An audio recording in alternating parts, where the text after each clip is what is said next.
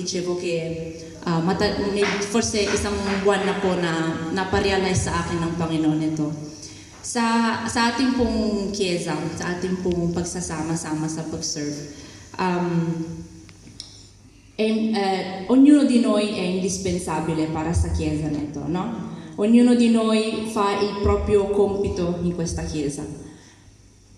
Perché le persone vanno ci sono delle persone che fanno le cose che sembra che siano cose semplici, sembra, e persone che per quello che fanno si vede subito l'impegno che danno, amen.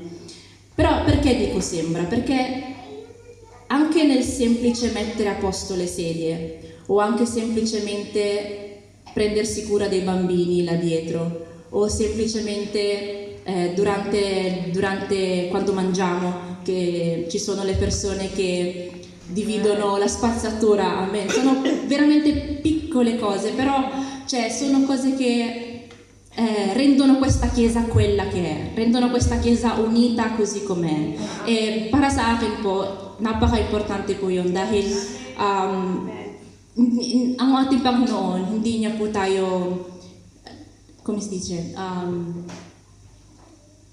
Lui ci vede sempre. Kita po niya yung ating paggawa, yung ating presenza, yung ating pong pag-dedicate ng time sa Kanya. Amen.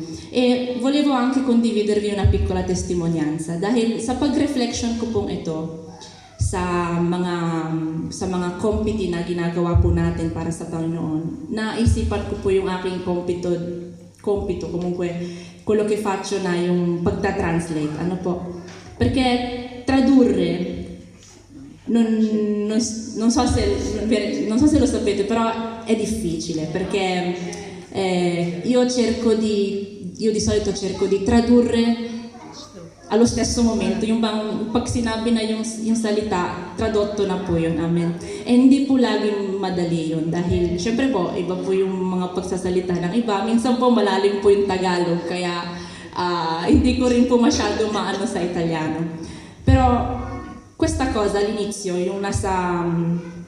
quando eravamo ancora nell'altra chiesa, ogni tanto me lo facevano già fare e per me era difficile, all'inizio dicevo, preferivo di no, dicevo non mi piace perché è come se non riesco a seguire bene il messaggio, amen. Però na-realize ko po na col passare del tempo ho imparato a tradurre meglio forse, però sicuramente ho imparato che facendo questa cosa per il Signore, mi aiuta anche a capire meglio il suo messaggio.